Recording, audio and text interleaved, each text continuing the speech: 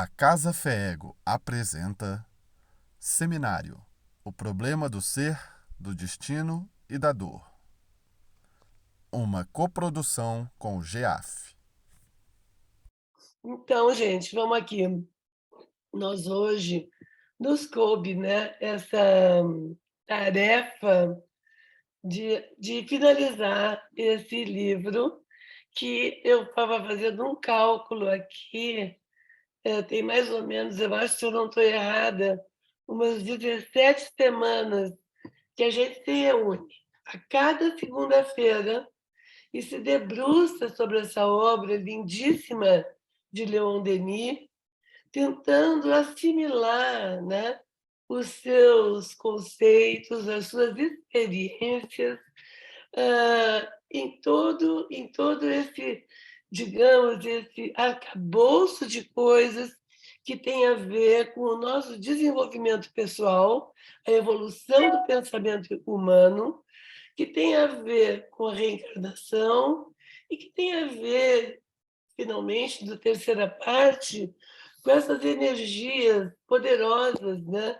Essas forças que existem dentro de nós, que nos, então, auxiliam a caminhada, como a consciência, o livre-arbítrio, como o amor, e como hoje nós vamos ver aqui, a dor. Ele finaliza com a dor, né?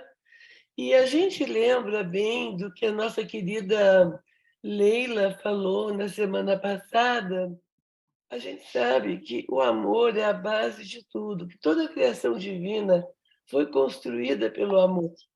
Mas a gente sabe também que tudo que vive, e isso Leon Denis nos deixa claro logo no início do nosso estudo de hoje, que tudo que vive neste mundo, ou seja, todos os seres vivos do nosso planeta Terra, os animais, o homem e a natureza, sofrem. Ele não deixa isso fica perfeitamente claro no início do seu estudo sobre a dor. Então, a gente sabe que os animais sofrem como nós, não é? O abandono, a fome, o frio, a sede, as doenças, os maus tratos, né? Sofrem tanto quanto nós, têm os mesmos, digamos, anatomicamente, o mesmo fisiologicamente, o nosso mesmo corpo, com os nossos órgãos, né? Com as nossas sensações de fome, de sede, de frio. Então, os animais, a gente sabe que sofrem, mas e a natureza? A natureza sofre. As plantas, por exemplo, elas apresentam algum tipo de sofrimento com as plantas, né? E então a gente lembra que nesse momento daqueles mecanismos de sobrevivência e preservação das espécies, né? Vegetais ou animais. A natureza, desde o seu início, ao desenvolver-se a evolução do processo, digamos, do princípio inteligente, ela foi se sofisticando e apresentando, digamos assim, características que a tornavam mais aptas ao passo seguinte. Então, a gente vê aqui, olha as formiguinhas que a Cíntia falou, né? Essa parceria das formigas, não só a organização também delas, porque elas vivem numa comunidade toda organizada, cada um com as suas tarefas, cada um com as suas responsabilidades, né? Todas elas carregando as folhinhas para que juntas essas folhinhas façam o fungo que elas precisam para sobreviver. Então, isso é uma coisa que ninguém ensinou às formigas a não ser a providência divina, colocando aí seus mecanismos, né, de fisiológicos, enfim, químicos, de maneira que esses insetos possam se corresponder uns com os outros, né?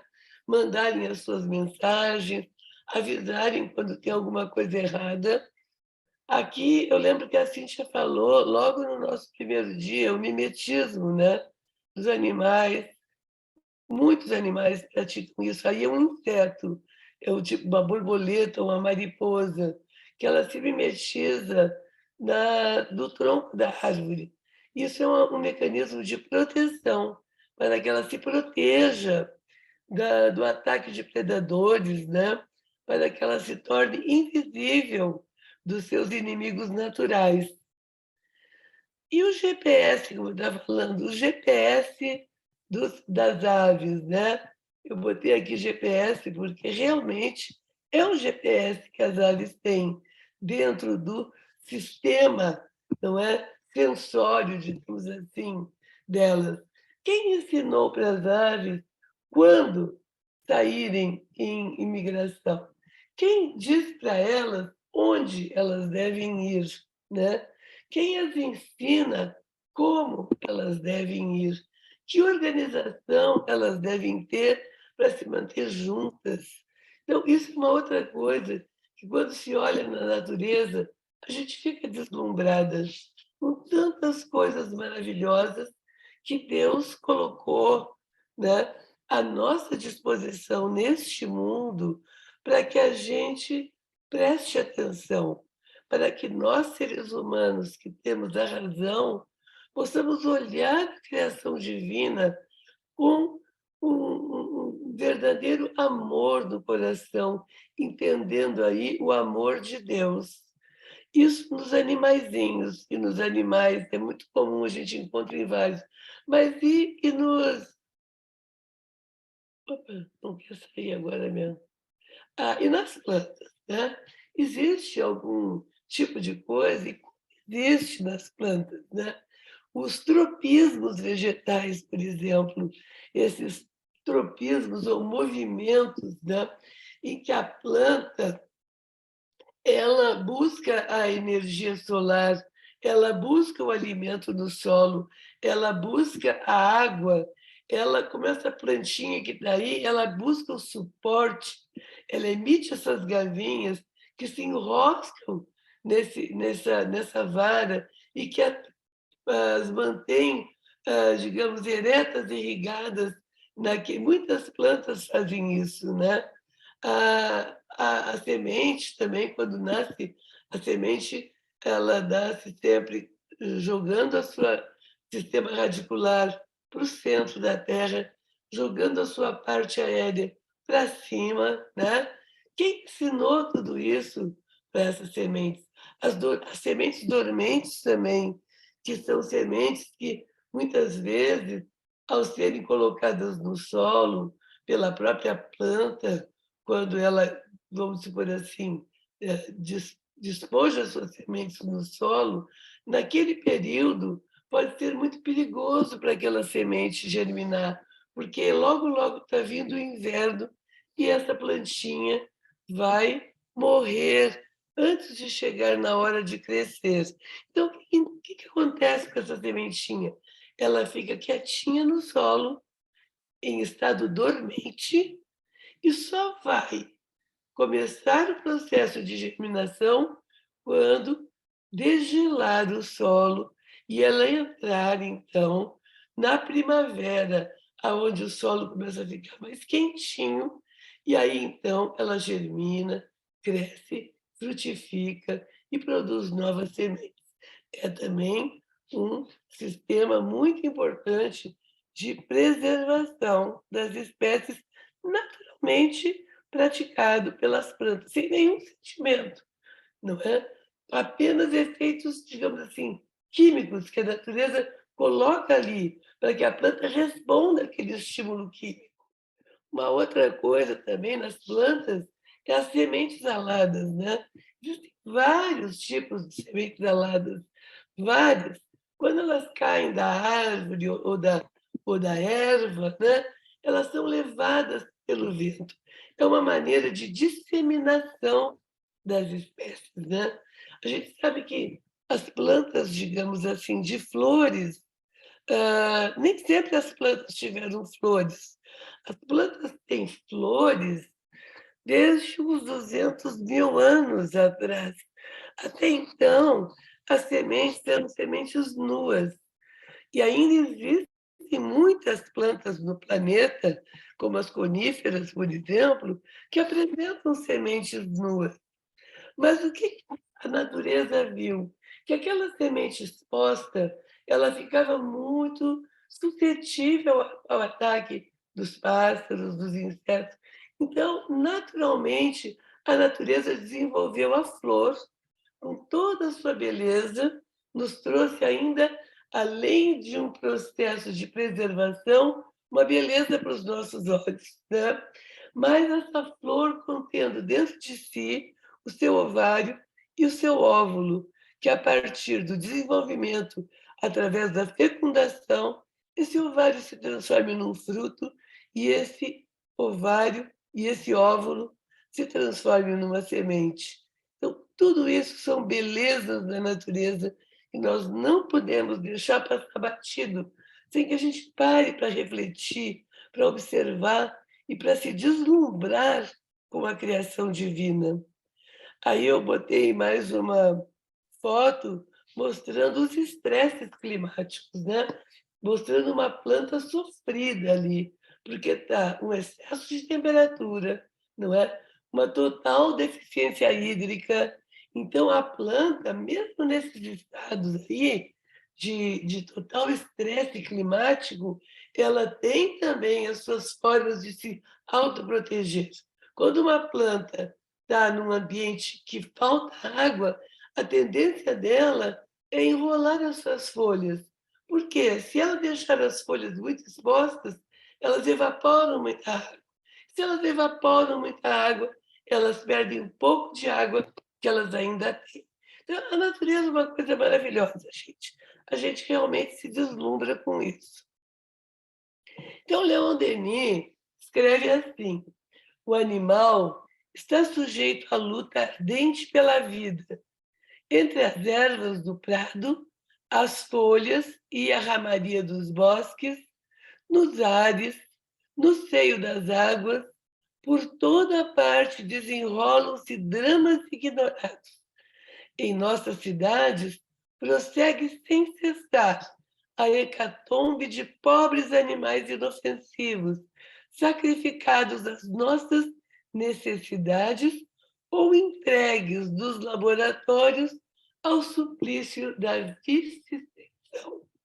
Então, a gente vê, gente, que os animais, mais do que as plantas, sofrem também muito, porque eles se ressentem, eles já têm sensações.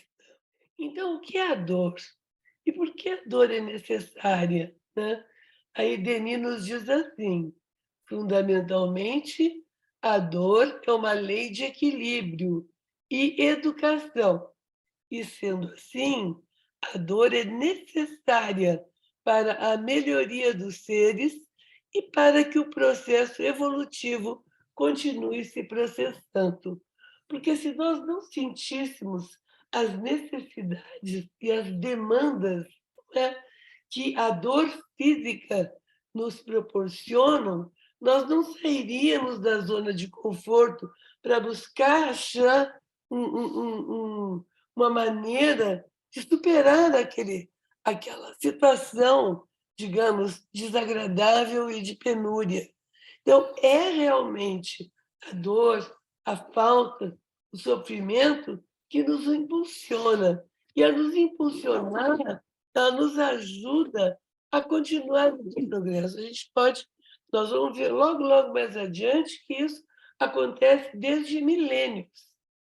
A dor, então, é a fórmula que Deus encontrou para que as suas criaturas realizem o processo que lhe está reservado, realizem o progresso que lhe está reservado no processo evolutivo. Porque nós fomos criados, né, simples e ignorantes, mas perfectíveis. Nós não sabíamos nada no início e, por isso, não tínhamos responsabilidade ainda sobre os nossos atos. Mas, à medida que nós fomos atingindo o progresso, digamos assim, da inteligência, do intelecto, que nós fomos conhecendo mais e mais coisas, nós fomos, então, realizando todo esse progresso que nós, querendo ou não, mesmo vendo e olhando para o nosso mundo e achando ainda tão, né, cheio de problemas, não é? Mas nós já vemos uma longa caminhada. E, com certeza, essa caminhada foi realizada ao longo das necessidades, mesmo depois de uma guerra, quando todo tanto sofrimento ocorre, vem uma época de muita evolução tecnológica, de muita evolução do conhecimento. E esse progresso, esse processo evolutivo, no livro Evolução em Dois Mundos, André Luiz nos mostra isso de uma maneira magnífica, se eu não me engano, no capítulo 3, Evolução e do princípio espiritual, evolução e princípio espiritual. Então, a gente vê aí que durante o seu processo de desenvolvimento e sofisticação, sofisticação porque nós vamos agregando coisas no nosso organismo, nesse nosso corpo físico, seja do animal, seja da planta, seja do ser humano, mecanismos importantes para que a gente consiga superar as dificuldades. Né? Então, durante esse processo de desenvolvimento, o princípio inteligente estagia em uma miríade de formas, até tornar-se um espírito dotado de razão. Então, o princípio inteligente foi criado lá atrás, quando o mundo, quando a criação toda se fez presente no nosso mundo, no nosso universo. O planeta Terra, nos tempos primordiais, ele não tinha nenhum ser vivo habitando, porque ele tinha uma condição, digamos, climática totalmente imprópria para o crescimento de seres vivos. Mas a criação divina, quando achou que este mundo estava apto a receber as primeiras formas de vida, ele lançou sobre a nossa superfície, digamos assim, a mônada celeste, que carregava em si esse princípio que, em contato com a matéria, iria nos processar ou nos produzir a vida. Aí sim, então, as primeiras formas de vida ocorreram no planeta. E lá no livro dos Espíritos, na resposta à pergunta 540, vale a pena, a gente, ler inteirinha essa resposta. Tem um pedacinho que diz assim: é assim que tudo se encadeia na natureza, desde o átomo primitivo até ao arcanjo, que também começou por ser átomo. Então, a gente vê nessa imagem que eu coloquei aí, um ancestral comum embaixo.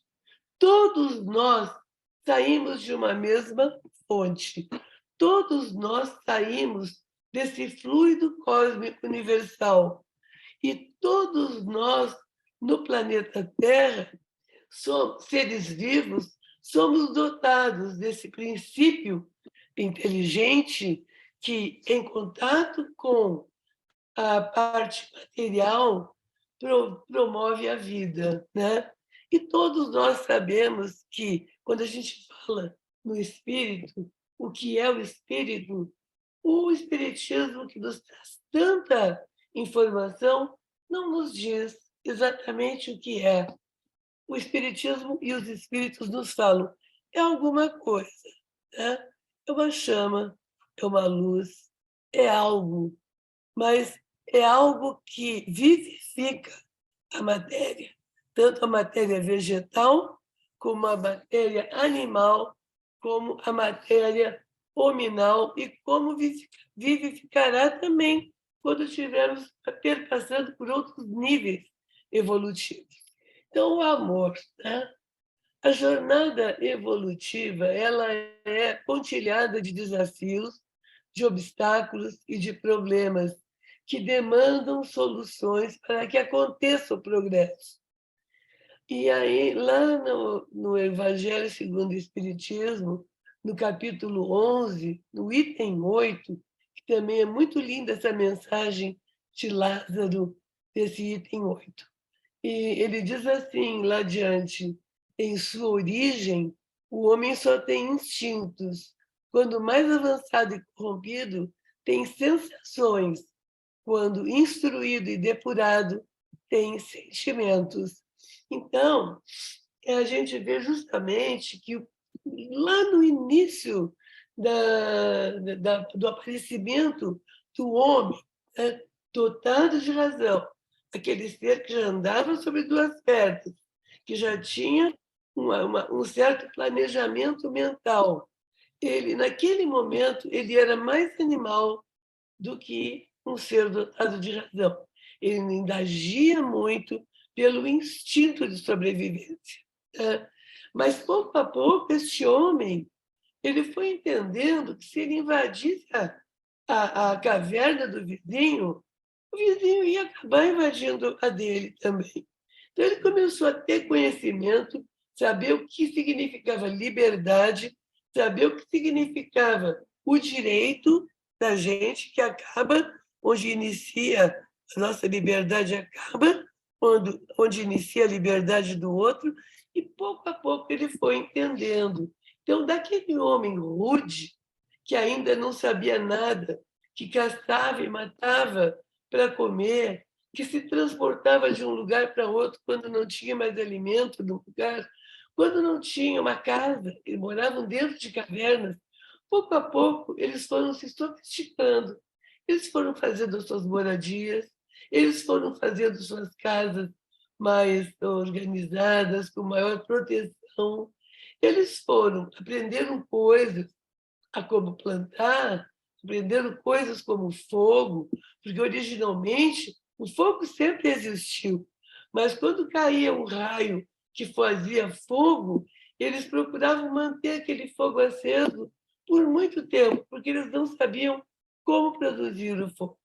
Né? Então, tudo isso foram conhecimentos que o ser humano foi adquirindo ao longo do seu processo evolutivo e, com certeza, por efeito da dor e do sofrimento. Os sentimentos que os levavam a ter uma vida, uma qualidade de vida mais serena, mais tranquila e mais segura. Para atingirmos o nosso destino angelical, é imprescindível aprender a amar como Jesus nos amou. Uma das últimas coisas que Jesus deixou na terra para nós. Amai-vos como eu vos amei. Amai-vos como eu vos amo. Porque Jesus continua nos amando incondicionalmente e nos ajudando a atravessar todas essas etapas evolutivas, nos indicando caminhos, né? Fazendo com que a espiritualidade amiga nos oriente, mas que também a gente possa escutar tudo isso, né? Então, sem passarmos pela dor, seria impossível descobrirmos o amor divino que existe dentro de nós. Então, nós sabemos que as leis de Deus estão aqui na minha consciência. Nós sabemos que o amor divino, essa centelha divina que habita em nós, ela veio para ficar. O que depende é da gente ir fazendo essa jornada, essa caminhada, no sentido de poder trazer à tona tudo isso, que a nossa consciência está se ampliando e que a gente consiga, então, fazer um bom uso do nosso livre-arbítrio, né? No sentido de fazer as escolhas certas, com base nessas leis divinas. Denis, ele faz digamos, umas considerações sobre a dor e o prazer. Ele diz assim: a dor e o prazer são duas formas extremas de sensação. Para suprimir uma ou outra, seria seria preciso suprimir a sensibilidade.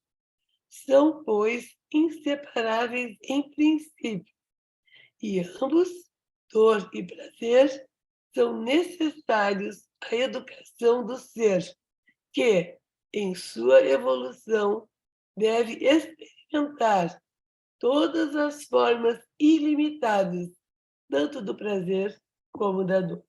Quando ele falou as formas ilimitadas, eu fiquei pensando como ilimitadas. Aí eu entendi que ilimitadas, porque ilimitados são os comportamentos do ser humano, os comportamentos do espírito. Cada ser humano é um, cada circunstância é muito, digamos assim, particular. Então, nós nunca vamos ter um limite de dizer é por aqui ou é por ali. Nós experimentamos formas diferentes da dor e formas diferentes do prazer. A dor física produz sensações. O sofrimento moral produz sentimentos. No sensório íntimo, sensação e sentimento confunde-se e são uma só e a mesma coisa. Por quê? O efeito é diferente, não é?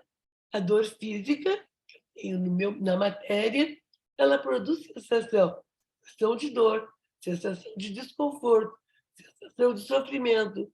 Agora, o sofrimento moral, ele causa um sentimento de total, digamos assim, de nos sentirmos envergonhados por determinadas coisas que fazemos, né? Por sensações desagradáveis de todo o matiz que nos afetam o espírito quando nós abusamos, digamos assim, das sensações que nos causam esse sofrimento moral. Então, eles dois, tanto dor como, digamos, como sofrimento moral e dor física, elas têm a mesma coisa. O que a diferença é os efeitos que aquilo me provocou, se moralmente, se fisicamente. Cabe, pois, a cada um de nós, regulando sensações, disciplinando sentimentos, dominar umas e outras e limitar-lhes os efeitos. É como disse Leon Denis lá antes, um dos primeiros, que a dor é o que nos é capaz de fazer com que, às vezes, temos o equilíbrio, né?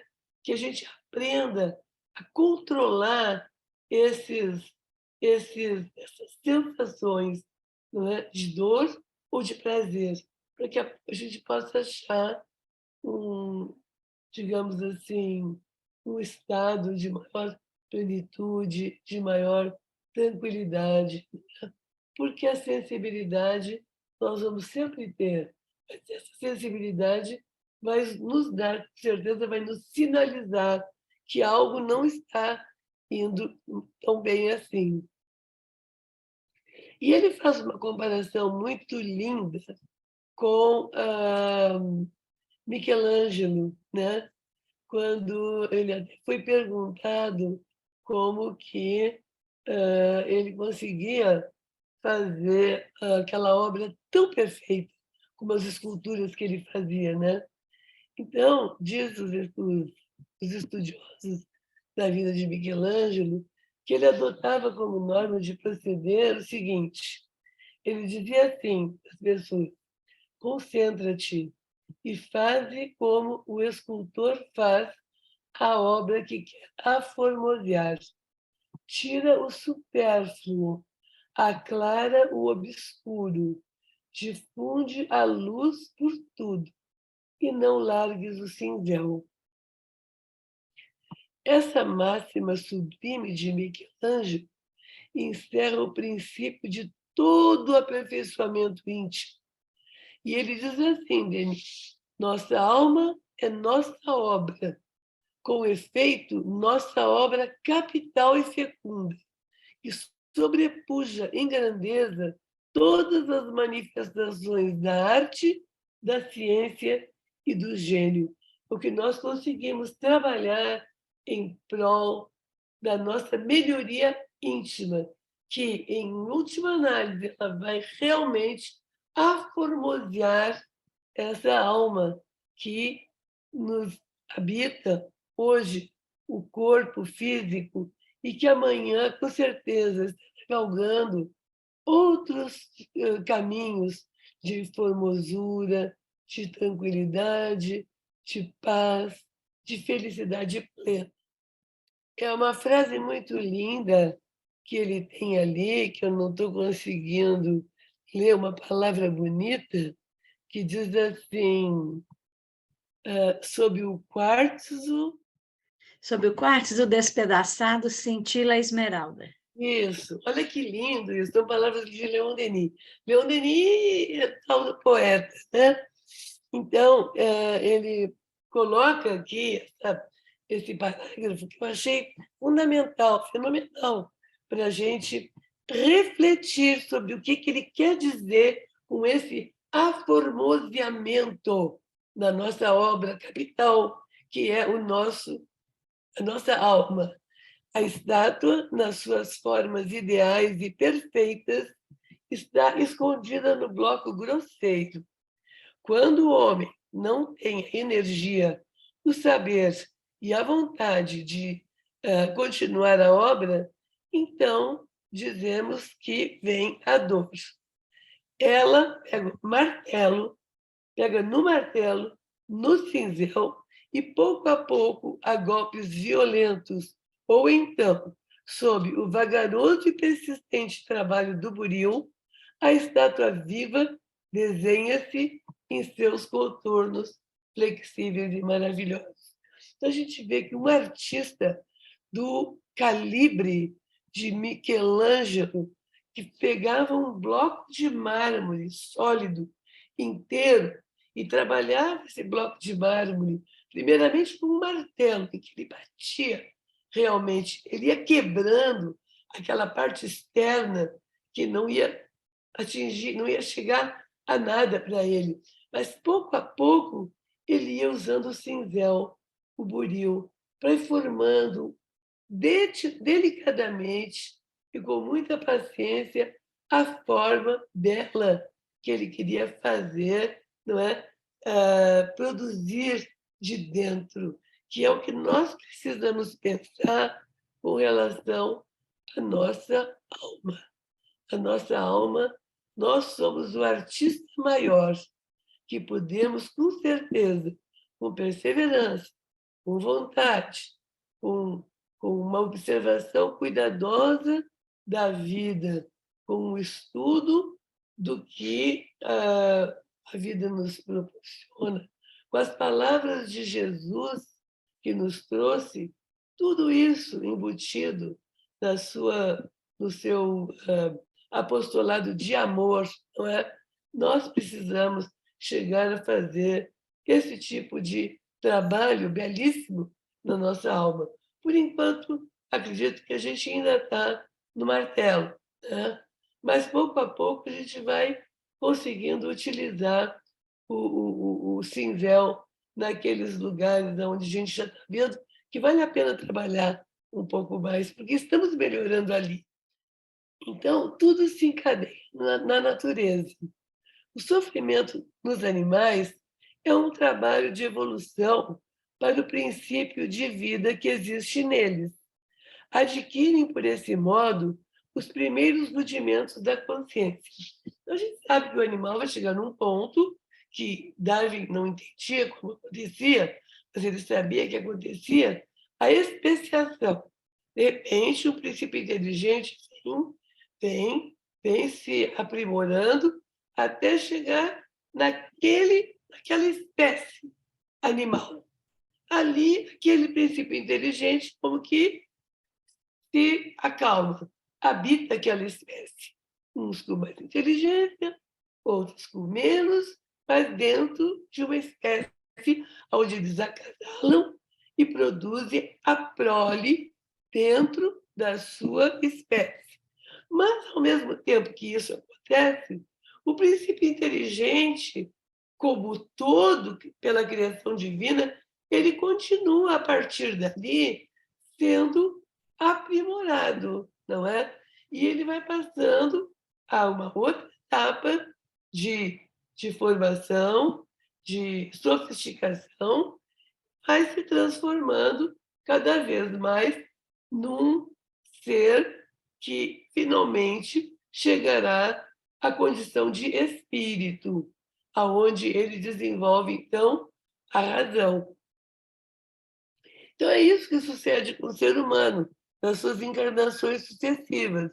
Ele vai, ele vai, ele vai, não é? Chegou no princípio inteligente dotado de razão, se transformou em espírito, ainda passa, digamos assim, por um período de humanização, não é? Que o Livro dos Espíritos nos ensina muito bem, e depois, então, ele começa a ser mais capaz de planejar a sua vida, tomar decisões e, com certeza, seguir o seu processo evolutivo, até onde nós conseguimos chegar até hoje.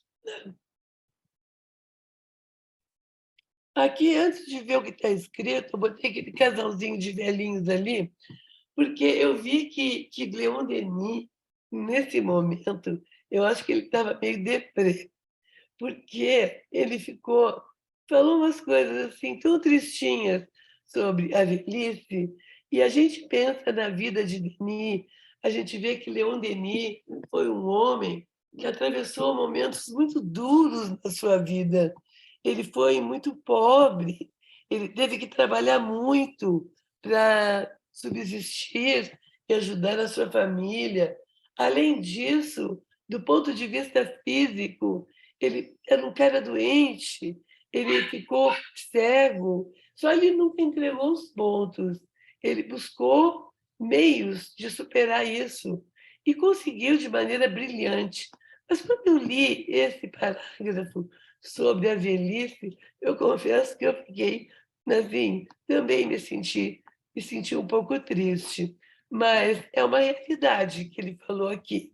Ele diz assim: à medida que avançamos na vida, as alegrias diminuem e as dores aumentam. O corpo e o fardo da vida tornam-se mais pesados. Quase sempre, a existência começa na felicidade e finda na tristeza. O declínio traz para a maior parte dos homens o período moroso da velhice, com suas lassidões, enfermidades e abandonos. E ele vai longe. As luzes apagam-se, as simpatias e as consolações retiram-se, os sonhos e as esperanças desvanecem-se, abrem-se cada vez mais numerosas as covas em volta de nós. É então que vêm as longas horas de imobilidade, inação, sofrimento. Obrigam-nos a refletir, a passar muitas vezes em revista os atos e as lembranças de nossa vida. É uma prova necessária para que a alma, antes de deixar o seu invólucro, adquira a madureza, o critério e a clarividência das coisas que serão o remate de sua carreira terrestre, o cadinho onde se completam as purificações. Então, ele veio nos trazer aqui o que acontece com, digamos assim, a dor e o sofrimento da velhice, porque não tem dúvidas, como ele diz ali, à medida que avançamos, as alegrias e as alegrias diminuem e as dores aumentam. Não é? E a velhice é uma coisa que precisa ser encarada com bastante fortaleza por parte do espírito, que o espírito possa entender que também é um momento de burilação, é um momento final, onde é dado o acabamento final nessa encarnação, nesta alma que vivenciou nesta existência, as suas experiências como cada um de nós. Minha alma, nós, eu, alma, e cada uma das almas que habitam à nossa volta vão atingir no seu ponto, com certeza, de burilamento. Uns mais cedo, outros mais tarde, mas aqueles que têm, digamos assim, a felicidade de chegar na velhice, embora pareça triste, mas é uma coisa que pode nos trazer muita consolação, sabendo que nos está sendo dado esse momento tão importante de acabamento final nessa existência, né? A gente já fez o que tinha que fazer, a gente já teve a vida, já teve os filhos, já os criou, já trabalhou, e agora nós estamos naquele momento de reflexão que nos ajuda a fazer com que brilhe um pouco mais essa alminha dolorida e sofrida que nos carregou, né? Cujo corpo carregou até aqui. E eu lembrei muito aqui de Chico, quando fala desse sofrimento da velhice, porque ninguém melhor do que Chico Xavier para nos trazer um exemplo desses, né? Chico sofreu muito. Chico sofreu na infância, na adolescência, na madureza, na velhice, e ele viveu todas essas etapas e desencarnou com mais de 90 anos de idade, né? Então, ah, ali eu acho que diz assim, as almas fracas, e eu botei ainda entre aquele parágrafo, as que A- não aguentam As revolta. almas fracas, É, as almas fracas, quando não há revolta, não há a revolta. doença ensina a paciência, a sabedoria e o governo de si mesmas. Exatamente. Obrigada, Cíntia, querida. Então, quando eu botei eu que botei ali entre parênteses, quando não há revolta, porque essas almas fracas, quando há revolta, fica tudo parado ali, não avança. Mas quando a pessoa entende aquilo e busca a doença e a dor, ela ensina a paciência, a sabedoria e o governo de si. As almas fortes oferecem compensações de ideal, deixando ao espírito o livre voo de suas aspirações, até ao ponto de esquecer os sofrimentos físicos. Então, gente, eu aí parei nessa parte e pensei em Chico, bem nessa parte, as almas fortes oferecem compensações de ideal. E foi o que aconteceu com o Chico, porque quando ele perguntaram a ele, naquele famoso pinga-fogo, teve dois pinga-fogos, esse de 1981, não sei se foi o primeiro ou o segundo, por que ele não tinha ido para Aricó? Por que ele não tinha ido fazer uma cirurgia espiritual com tantos problemas que ele tinha e com aquele seríssimo problema de visão que ele nasceu com aquilo? E a medicina da Terra não conseguia fazer nada por ele. Então, ele responde assim: creio que o meu problema ocular, inoperável desde o nascimento, foi uma bênção para que eu possa ter me mantido relativamente sem ferir os interesses dos bons espíritos. Em todos esses anos em todos esses anos de mediunidade. Não posso sair do caminho, porque se eu sair, sou como um animal que não pode afastar-se dos seus donos. Ele fica sem rumo, né?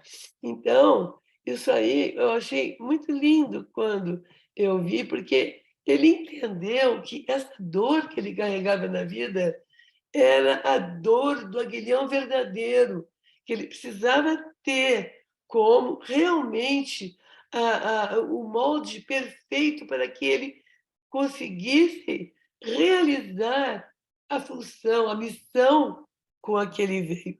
Imagina se ele fosse capaz por exemplo, de ter se ele tivesse se entregado ou ao desânimo, ou à revolta, ou até mesmo em busca de melhorias físicas, para que ele pudesse ter uma vida normal com a maioria dos seres humanos.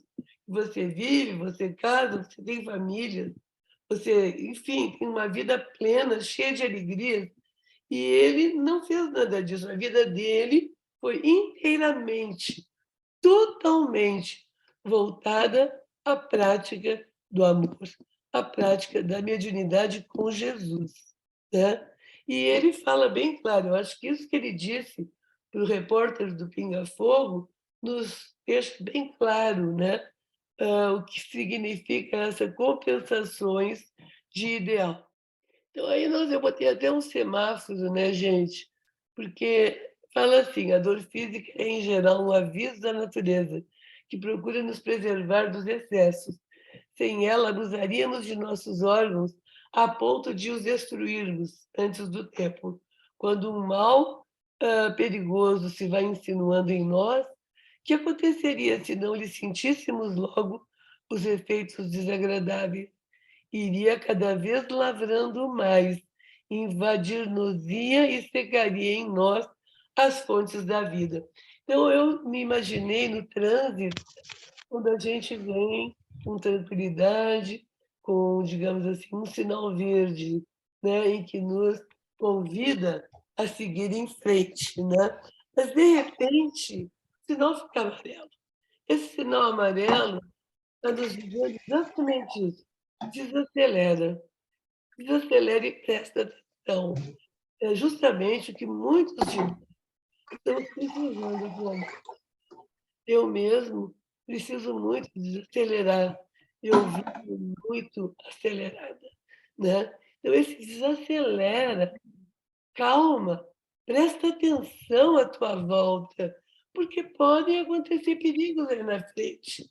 Aí, em seguida, sinal, então, se eu não prestar atenção e não ficar atento naquele momento, o sinal vermelho logo aparece e fala: para, agora você vai ter que parar querendo ou não querendo, porque daqui para frente as coisas podem se tornar piores. Então, eu pensei, é claro que mesmo eu indo tranquila no sinal verde, atenta no sinal amarelo e parando no sinal vermelho, pode vir uma pessoa daquele cruzamento passar por cima de mim, não tem dúvida.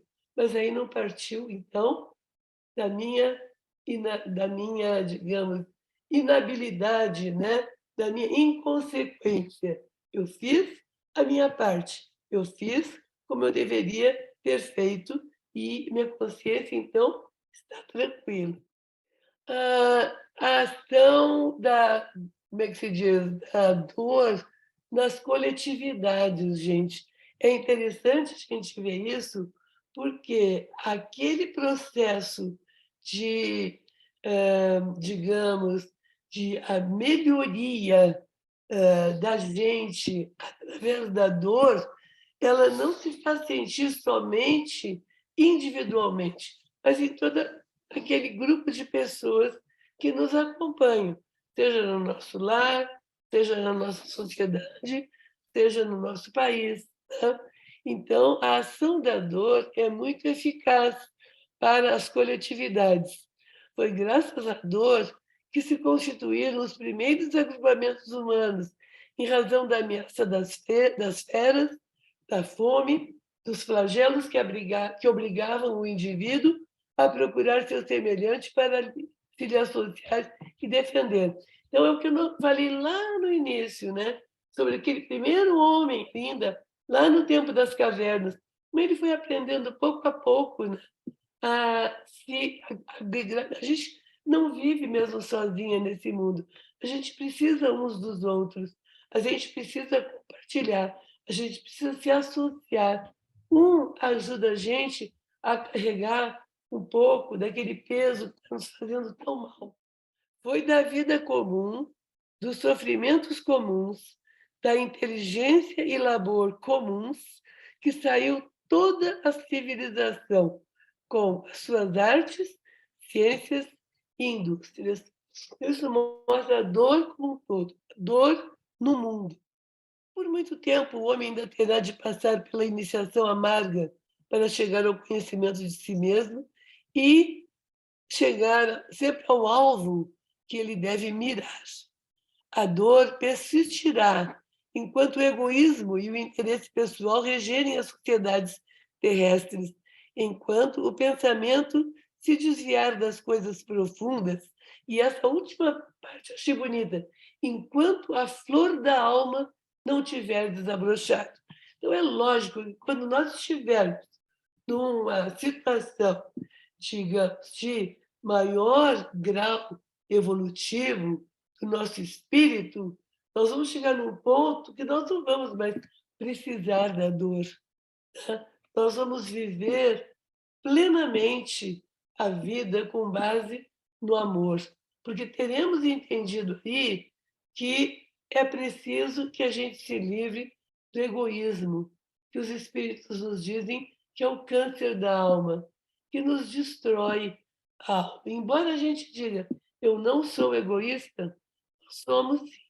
Em muitos momentos da nossa vida, nós pensamos mais em nós mesmos do que no vizinho, mais em nós mesmos do que no meu colega de trabalho, mais em mim mesmo do que do meu amigo que vem pingando na rua. E eu sei que no momento em que a gente conseguir sentir essa dor do outro, essa compaixão, essa empatia pela dor do próximo, é que nós estaremos nos libertando desse egoísmo. E a dor cada vez vai se tornando menos importante como uma medida de crescimento íntimo, de melhoria íntima, de crescimento, de evolução do espírito.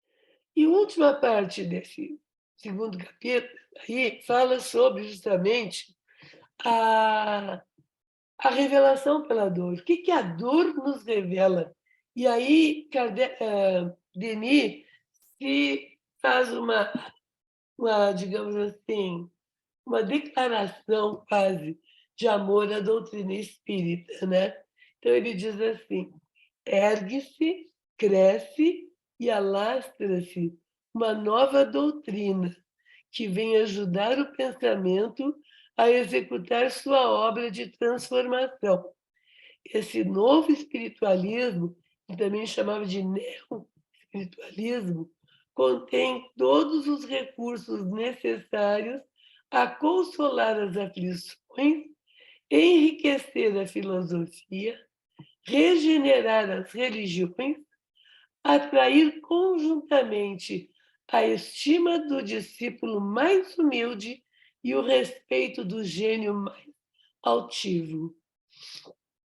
Ele complementa assim: constitui o remédio moral mais poderoso contra a dor. Da explicação que dá, das consolações que vem oferecer ao infortúnio, acha-se a prova mais evidente, mais tocante de seu caráter verídico e de sua solidez inabalável. Então, é isso que a dor vem nos revelar. A revelação pela dor, que ele chama nesse último capítulo, é realmente a revelação, a terceira revelação, em que Kardec e os espíritos nos trouxeram todo esse, digamos, cabedal de ensinamentos, através de tudo que a gente ouviu neste livro, né? Na evolução do pensamento do ser, na reencarnação, né? A importância do destino, o que é o destino na nossa vida, se não aquilo que nós fazemos, não é por esse destino, é o resultado das nossas obras, das nossas ações. Então, realmente, o Espiritismo é o Consolador prometido, ele veio nos ensinar o que é a dor e por que ela é tão necessária, e fazer com que a gente se torne mais amigo da dor. Nós não queremos dor, nós não precisamos sentir dor, que não é necessário, mas sabemos entender a dor. Né? Em tudo, essa doutrina nos oferece uma base, um ponto de apoio, de onde a alma pode levantar o voo para o futuro e se consolar das coisas presentes com a perspectiva das coisas futuras. A confiança e a fé em nossos destinos projetam em nossa frente uma luz que ilumina o carreiro da vida. Fixa-nos o dever, alarga nossa esfera de ação e nos ensina como devemos proceder com os outros. Sentimos que há no universo uma força um poder, uma sabedoria incomparáveis. E sentimos também que nós mesmos fazemos parte dessa força e desse poder de que descendemos.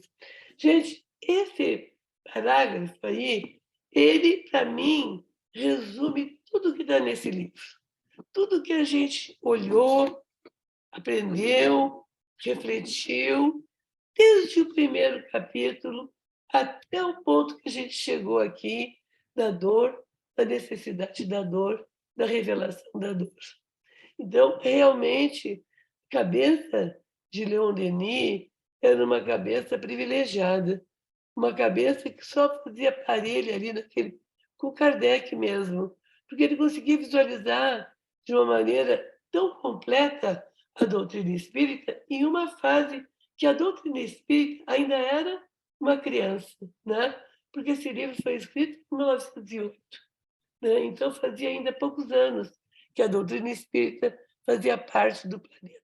Então, eu botei aí que o Espiritismo nos ensina o bem sofrer, ou seja, a resignação. Porque o bem sofrer nada mais é do que resignação, o consentimento do coração.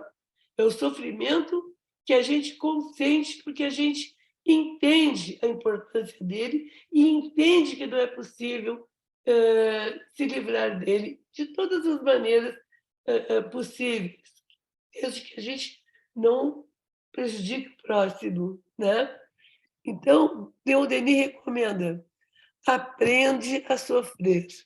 Não te direi procura a dor, mas quando ela se erguer inevitável em teu caminho, acolhe-a como uma amiga. Aprende a conhecê-la, a apreciar-lhe a beleza austera, a entender-lhe os ensinamentos secretos. Em vez de te revoltares contra ela ou de ficares acabrunhado, associa a tua vontade, teu pensamento ao alvo a que ela visa. Procura tirar dela, em sua passagem por tua vida, todo o proveito que ela pode oferecer ao espírito e ao coração. Isso é um conselho lindo de Denis, né? Que nós possamos aprender a sofrer, entender o sofrimento, né? Saber que a dor é nossa amiga, que se não temos condições de aplacá-la, de amenizar, nós temos pelo menos a certeza de que ela é nossa amiga e que ela veio por alguma razão muito importante. Vamos aprender a conhecê-la, vamos apreciar-lhe a beleza austera, eu achei lindo. Vamos entender-lhe os ensinamentos secretos. E não vamos nunca, nunca nos revoltar contra a dor. Só botei mais uma aqui sobre o destino, né? Que eu acho que até alguém já trouxe isso aqui, mas eu achei muito bonito. O destino do ser nada mais é do que desenvolvimento através das idades, da longa série de encadeamentos de causas e efeitos gerados pelos nossos atos. Cada um leva para outra vida e traz ao nascer a semente do passado. Nada se perde. Os efeitos do bem e do mal acumulam-se e germinam em nós, espalhando seus frutos para o nosso bem ou nosso mal, na nossa vida que começa ou em quantas forem necessárias para desfazer as consequências más das vidas passadas. Queria mostrar esses dois últimos slides aqui, porque eu achei muito interessante que no final desse último capítulo, ele faz um apelo à França. E eu achei muito lindo, porque ele estava vivendo um momento, a França estava vivendo um momento muito terrível, numa pré-guerra, porque logo em 1914 já aconteceu a Primeira Grande Guerra Mundial. E a turbulência na França era enorme nesse momento. Então, Denis aproveitou esse finzinho e escreveu mais ou menos assim. Lê para mim, Silvia. Vivemos em tempos de crise. Para que as inteligências se abram às novas verdades, para que os corações falem, serão necessários avisos ruidosos. Serão necessárias as duras lições da adversidade. Conheceremos dias sombrios e períodos difíceis. A desgraça aproximará os homens. Só a dor verdadeiramente lhes faz sentir que são irmãos. Isso aí, gente. A gente está vivenciando no nosso país todas essas coisas. Eu achei interessante colocar aqui. Aí ele diz mais: parece que as sociedades seguem um caminho aos lados de precipícios. A cada instante surgem escândalos, despertando curiosidades novas, remexendo o lodo onde fermentam as corrupções. O pensamento rasteja. Aí ele vem dizendo mais. Pode ler para mim, Cíntia. A alma da França sofre por sentir que vive num corpo viciado. Ó alma viva da França, separa-te desse invólucro gangrenado, evoca as grandes recordações, os altos pensamentos, as sublimes inspirações do teu gênio, porque o teu gênio não está morto, dormita, amanhã despertará. Que lindo, né, gente? E ele ainda vai mais adiante e diz assim: a decomposição precede a renovação. Da fermentação social sairá outra vida, mais pura e mais bela, ao influxo da ideia nova, que é o espiritismo, né? A sociedade humana encontrará de novo a crença e a confiança. Levantar-se-á maior e mais forte para realizar sua obra neste mundo. E, finalmente, eu botei uma frase dele que ele diz assim: a todos aqueles que perguntam para que serve a dor, respondo: a dor serve para polir a pedra, esculpir o mármore, fundir o vidro, martelar o ferro.